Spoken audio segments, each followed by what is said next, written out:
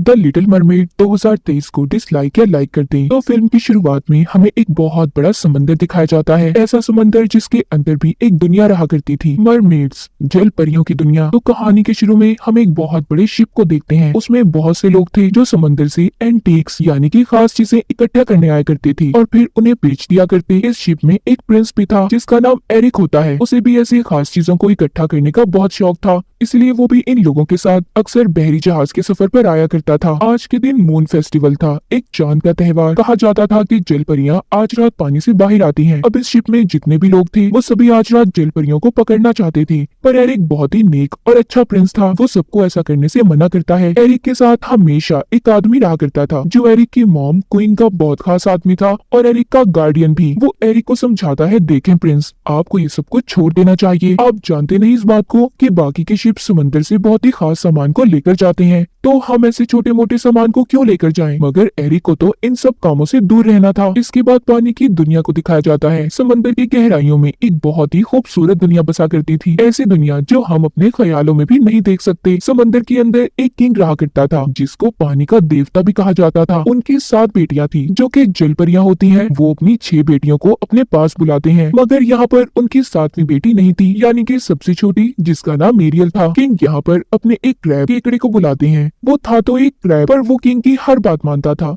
इसलिए किंग अब उसे एरियल को ढूंढने के लिए भेज देते हैं। क्रैब एरियल को ढूंढने के लिए निकल गया था। हमें पता चलता है कि एरियल इंसानों की चीजों की बहुत ही शौकीन थी। अक्सर वो इंसानों की चीजों की तलाश में बहुत दूर निकल जाया करती थी। एरियल की एक दोस्त भी थी जो कि एक छोटी सी फिश मछली थी। वो अक्सर उसके साथ रहा करती थी। एरियल हमेशा समंदर में डूबे टूटे हुए शिप्स पर जाती और इंसानों की चीजों को देखा करती थी। जो उसे अच्छी लगती वो उसे अपने पास भी रख लेती थी। अब उसे समंदर में एक टूटा हुआ शिप नजर आता है जो बहुत दूर था। जब ये उस जगह पर जाने वाली थी तो फिश इसे रोकती है और ये कहती है, देखो दूर मत जाना, मैंने सुना है उधर बहुत बड़ी बड़ी शार्क्स रहती हैं। पर एरियल नहीं सुनती और शिप में चली गई थी जहाँ पर उसे इंसानों की और भी बहुत सी चीजें मिलती हैं। तभी वहाँ पर एक बहुत बड़ी शार्क आ जाती है। उसने एरियल पर हमला कर दिया था, मगर एरियल उसे जाल में फंसाकर वहाँ से बचकर निकल गई थी। उसका एक परिंदा दोस्त भी था। दरअसल उसे शिप से फोक कांटा मिला था जिसे लेकर वो अपने परिंदे दोस्त के पास जाती है और उससे पूछती है कि इसे किस चीज के लिए इस्तेमाल किया जाता है। उसको भी इन बातों का पता तो नहीं था। वो एरियल से कह देता है कि इससे तो बाल बनाए जाते हैं। ये सुनकर एरियल भी उस कांटे से बाल बनाने लगी थी। तभी यहाँ पर क्रैब आ जाता है जो किंग का पैगाम लेकर आया था। वो बताता है कि क्या आप जानती है आज मून फेस्टिवल है तो किंग आपको बुला रहे हैं। ये सुनकर एरियल जल्दी जल्दी तेजी से तैरकर किंग यानी कि अपने डैड की मीटिंग में पहुंच गई थी। यहाँ पर समंदर में हमें एक सी विच पानी की जादूगरनी दिखाई जाती है जिसके बहुत बड़े बड़े टेंटिकल्स थे, बिल्कुल ऑक्टोपस की तरह। उस विच ने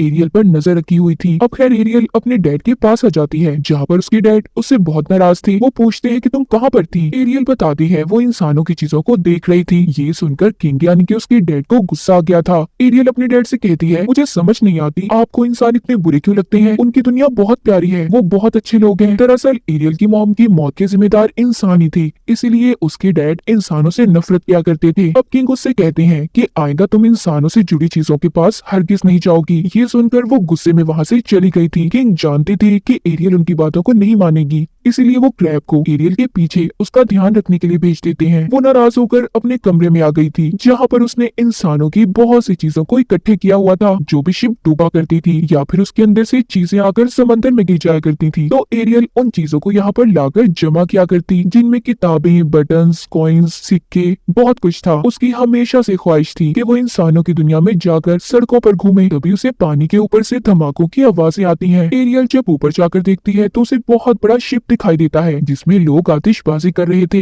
ये शिप किसी और का नहीं बल्कि प्रिंस एरिक का था। एरियल को ये चीजें देखकर बहुत खुशी होती है। वो सोचती है कि इंसान के पास इतनी नई नई चीजें हैं। दरअसल एरिक और उसके दोस्त शिप में जश्न मना रहे थे। एरिक भी आम इंसान की तरह उनके साथ मजे कर रहा था। उसके साथ जो गार्डियन रहा करता था वो एरिक को समझाता है, देखिए आप प्रिंस हैं, ऐसे मत करें। पर एरिक को तो इन चीजों की परवाह ही नहीं थी। एरियल भी उनकी ये बातें सुनती है तो उसे एरिक की ऐसी सोच अच्छी लग रही थी कि वो कितना अच्छा इंसान है। तभी यहाँ पर एरिक और उसके साथियों को पता चलता है कि अचानक से मौसम खराब हो गया है, बारिश भी होने लगी थी और समंदर में भी बहुत तेज लहरें थी, इतनी तेज कि वो इनके शिप को भी डुबा सकती थी। इसीलिए सबके सब शिप से कूदने लगते हैं। वो छोटी कश्तियों में बैठकर यहाँ से अपनी जान बचाना चाहते थे। इनके शिप में आग भी लग गई थी। सभी शिप से निकल आए थे सिवाय एरिक की। जब वो छलांग लगाने लगता है तो उसको पता चला था कि उसका डॉग अभी भी शिप में ही था, इसीलिए वो अब अपने डॉग को बचाने चाहता है। तो समंदर की एक लहर इतनी तेजी से आई थी, उसके शिप के 2 टुकड़े हो गए थे और एरिक समंदर में डूब जाता है। एरियल भी वहाँ पर ये सब देख रही थी। एरिक डूबता पानी की गहराइयों में चला गया था। वहाँ पर एरियल अब उसकी जान बचाती है। वो उसे पानी से निकाल कर बाहर ले आई थी। पहली बार उसने किसी इंसान को देखा था, उसे हाथ लगाया था,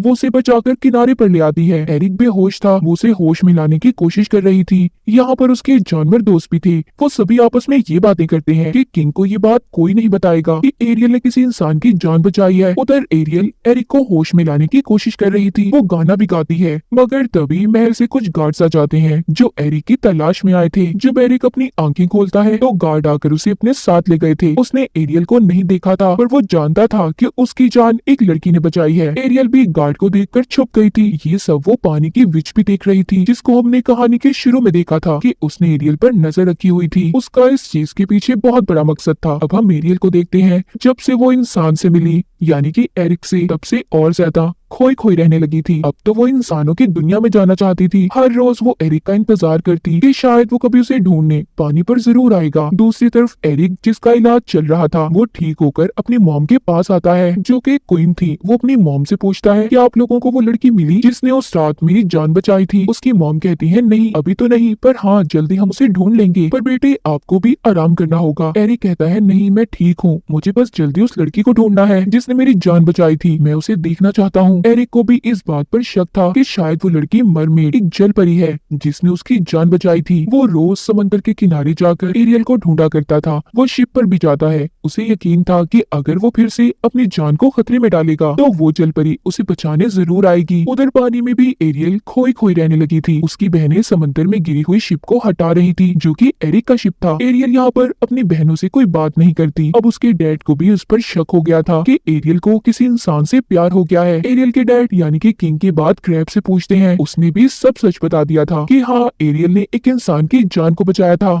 ये बातें सुनकर किंग को बहुत गुस्सा आ गया था। उनके पास बहुत पावर थी। वो वहाँ पर एरियल के पास रखी हुई इंसानों की चीजों को तबाह कर देते हैं। एरियल अपने डैड को बहुत रोक रही थी, पर वो तो किसी भी चीज से मना नहीं होते। ये सब देखकर एरियल बहुत दुखी हो गई थी। तभी उसके सामने शीशे में वही विच आ जाती है जिसने उस पर नजर रखी हुई थी। वो एरियल को बताती है कि मैं तुम्हारी आंटी हूँ। मुझे सब लोग सी विच, समंदर की जादूगरनी के नाम से जानते हैं, मगर मुझे पता है तुम्हें क्या चाहिए। अगर तुम वो सब चाहती हो तो तुम्हें मुझसे मिलने आना होगा। अब एरियल उस विच से मिलने चली गई थी। विच कहती है मैं जानती हूँ कि तुम्हें एक इंसान से प्यार है और इंसानों की दुनिया में जाना चाहती हो। मैं तुम्हारी मदद कर सकती हूँ, पर इसके बदले तुम्हें मेरा एक काम करना होगा। मेरी एक शर्त है, वो ये कि तुम्हें मैं इंसान में बदल तो दूंगी, तुम्हें चलने के लिए पाँव भी दे सकती हूँ, पर तुम्हें 3 दिन के अंदर अंदर वापस आना होगा और अपने प्यार के बारे में उस इंसान को बताना होगा। मगर इसके बदले तुम्हें अपनी आवाज को मुझे देना है। अगर तुमने अपने प्यार के बारे में उस इंसान को ना बताया तो फिर तुम्हें हमेशा हमेशा के लिए मेरे पास रहना होगा। एरियल इतनी सारी विच की शर्तों को सुनकर डर गई थी। वो वापस जाने लगती है। ये देखकर विच कहती है ठीक है चली जाओ, मेरी बात मत मानो और सारी जिंदगी अपने डैड के साथ रहना, जो तुम्हें कभी भी इंसान से मिलने नहीं देंगे। ये सुनकर एरियल विच के पास वापस आ जाती है और उसकी हर बात मानने को तैयार हो गई थी। अब विच उस पर जादू करती है। सबसे पहले वो एरियल की आवाज को एक लॉकेट में कैद करके अपने गले में डाल लेती है, जिसके बाद उसने एरियल को जल परी से एक इंसान में बदल दिया था। एरियल जो कि अब एक इंसान बन चुकी थी, तो उसका पानी में रहना मुश्किल हो रहा था। वो तैरती किनारे पर आ जाती है। दरअसल ये सारा कुछ विच की एक चाल थी।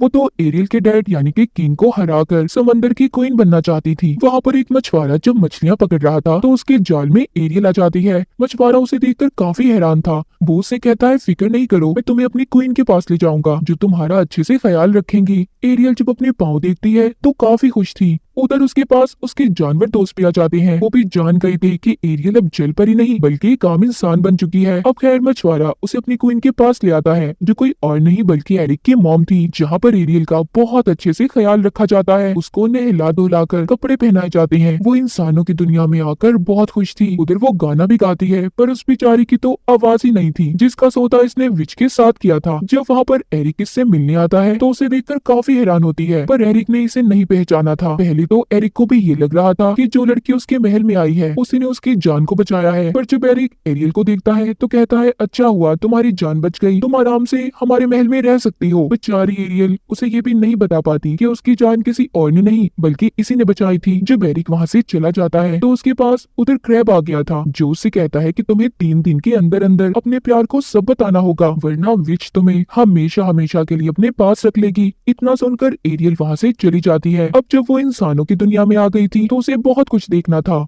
वो इसी तरह महल में घूमते घूमते एक कमरे में आ गई थी, जहाँ पर एरिक ने एंटीक्स खास चीजों को रखा हुआ था, जो वो अक्सर समंदर से लाया करता था। वहाँ पर एरियल पड़ी हुई एक जल परी को भी देखती है, मगर उसने दोबारा उसे अपनी जगह पर रख दिया था। वहाँ पर एरिक भी आ जाता है, जो खुद अब एरियल को चीजें दिखाने लगा था। एरियल उसे एक पत्थर को तोड़कर हीरा निकाल कर देती है, जिसके बारे में एरिक खुद भी नहीं जानता था। वो एरियल को अलग अलग मुल्कों के नक्शे भी दिखाता है। उन्हें देखकर ऐसा लग रहा था कि दोनों एक दूसरे के साथ बहुत खुश रहने लगे हैं। इसी दौरान एरिक का गार्डियन आता है, जो उसे खुश देखकर ये पूछ रहा था कि अभी भी हमें उस लड़की को ढूंढना चाहिए जिसने आपकी जान बचाई थी। एरिक कहता है, हाँ उसे मत भूलना, और हमें एक सवारी चाहिए, मैं खुद उस लड़की को ढूंढना चाहता हूँ। एरिक के लिए एक घोड़ा गाड़ी का बंदोबस्त किया गया था। ये एरियल को अपने साथ लेता है और चला गया था। समंदर के किनारे एरियल घोड़ों को बहुत ही मजे से दौड़ा रही थी। ये एक गाँव में आ जाते हैं, जहाँ पर एरियल बहुत सी नई चीजों को देखती है। एरिक के साथ डांस भी करती है। उसने उसके लिए एक कैप को भी खरीदा था। रात को एरिक एरियल को कश्ती में बिठाकर समंदर की सैर करवाने ले जा रहा था। वहाँ पर एरियल के जानवर दोस्त भी थे, जो बातें कर रहे थे कि अब सही मौका है, एरियल को अपने दिल की बात एरिक को बता देनी चाहिए, क्योंकि इन दोनों के दरमियान में प्यार हो चुका है। अगर एरियल एरिक को किस कर देगी तो हमेशा हमेशा के लिए वो इंसान बनकर एरिक के साथ रह सकती है और विच के पास कभी भी नहीं जाना पड़ेगा। वो दोनों कश्ती में जाते हुए बहुत मजे करते हैं। तभी विच अपने जादू से कश्ती को पलट देती है। वो दोनों बच गए थे, मगर विच अब ये जानना चाहती थी कि आखिर वो दोनों इतना करीब कैसे आ सकते हैं। उधर समंदर में एरियल के डैड अपनी बाकी की बेटियों से पूछते हैं कि एरियल कहाँ पर है, जिसके बारे में किसी को भी कुछ नहीं पता था। उसकी बहनें भी अब एरियल को ढूंढने निकल गई थी। उधर इंसानों की दुनिया में एरियल और एरिक वापिस से महल में आ गए थे, जहाँ पर एरिक का गार्डियन जब उन्हें इतना खुश देखता है तो एरिक को कहता है कि मुझे लगता है आपको वो लड़की मिल चुकी है जिसकी आपको तलाश थी, जिसके साथ आप हमेशा खुश रह सकते हैं। मुझे लगता है हमें उस लड़की को नहीं ढूंढना चाहिए। मगर एरिक अभी भी अपने दिल से मुतमईन नहीं था। वो अभी भी उस लड़की से ही मिलना चाहता था। वो अब समंदर के किनारे चला जाता है और आवाजें देने लगता है कि आखिर उसकी जान को किसने बचाया था। तभी फोग धुंध से निकलकर एक लड़की पत्थर पर आकर बैठ गई थी। एरिक समझता है यही वो लड़की थी जिसने उसकी जान को बचाया था। वो उसे अपने साथ महल में ले आता है। अगले दिन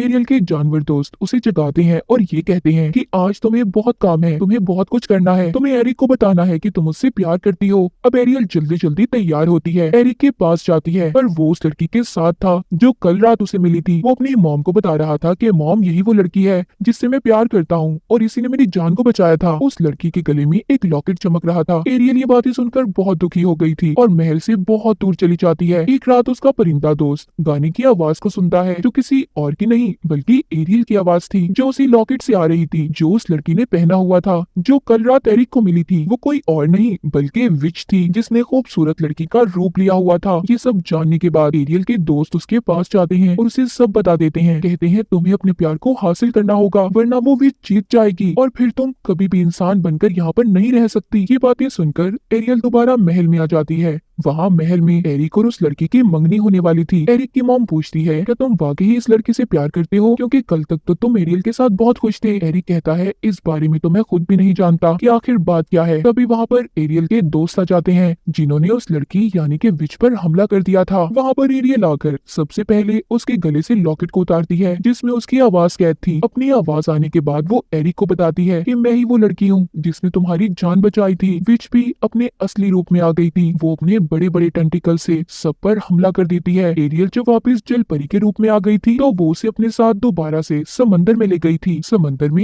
एरियल के डैड आ गए थे, जिनको विच बताती है कि तुम्हारी बेटी की मुझसे डील हुई थी, एक ऐसी डील जो चाहकर भी तुम नहीं तोड़ सकते। अब एरियल के डैड अपनी बेटी को बचाने के लिए अपनी जान का सौदा विच से कर लेते हैं। विच ने अपने जादू से किंग को मार दिया था और उनका जादुई हथियार भी ले लेती है। विच का मकसद तो पूरा हो गया था, वो पूरे समंदर की क्वीन बनना चाहती थी, जो उसने हासिल कर लिया था। वो एरियल को मारने वाली थी, तभी समंदर में एरियल को बचाने एरिक भी आ गया था। मगर विच अब अपने ऊपर जादू करती है और खुद को एक बहुत बड़े ऑक्टोपस में बदल लिया था, जो पूरे समंदर जितना था। एरिक भी एक शिप पर लटका हुआ था। एरियल एरिक को बचाने की कोशिश कर रही थी, उधर विच एरियल को मारने की अलग अलग तरीके अपना रही थी। एरिक एक पहाड़ पर बैठ जाता है। एरियल जो कि शिप के पास थी, वो शिप को घुमाकर विच के अंदर घुसा देती है, जिससे उसका सारा जादू खत्म हो गया था और वो एक आम इंसान बनकर खत्म हो जाती है। उस विच के मरने के बाद एरियल के डैड किंग भी जिंदा हो गए थे। एरियल अपने डैड का जादुई हथियार भी उन्हें लाकर देती है, पर अब वो अपनी या एरिक के बारे में कोई बात नहीं करती, क्योंकि उसके डैड ने उसकी खातिर अपनी जान को दे दिया था। उधर एरिक भी तैरकर समंदर के किनारे आ जाता है और अपनी मॉम से कहता है कि मुझे समंदर के अंदर जाना है एरियल को लाने। पर उसकी मॉम उसे समझाती है, देखो ऐसा नहीं हो सकता, तुम एक काम इंसान हो, जबकि वो एक जल परी, वो अपनी दुनिया में जा चुकी है। समंदर में एरियल के डैड क्रैब से पूछते हैं, क्या मैंने सब ठीक किया? अगर सब कुछ ठीक हो गया है तो मेरी बेटी इतना उदास क्यों रहती है? क्रैब बताता है कि आपकी बेटी की खुशी इंसान बनने में है और एरिक के साथ है, जिससे वो प्यार करती है। ये सुनने के बाद किंग अपनी बेटी को इंसान में बदल देते हैं। उधर एरिक अब तक एरियल का इंतजार कर रहा था। आखिरकार एरियल एक इंसान बनकर एरिक के पास पहुंच जाती है। वो दोनों मिल गए थे, जिसके बाद अब एरियल हमेशा इंसान बनकर रहेगी। महल के अंदर दोनों की शादी हो जाती है। पूरी दुनिया घूमने के लिए ये तैयार थे। एरिक अपनी मॉम से मिलता है और जाने से पहले एरियल अपने डैड से मिलती है। उसके डैड बताते हैं कि मैं गलत था, हर इंसान बुरा नहीं होता, अब हम मरमेड्स मिलकर इंसानों के साथ रहेंगे। ये सुनकर एरियल बहुत खुश होती है, जिसके बाद ये दोनों हंसी खुशी अपने सफर पर निकल जाते हैं, जो सफर इनका पूरी दुनिया घूमने का था। और इसी के साथ इस मूवी की कहानी यहीं पर खत्म हो जाती है।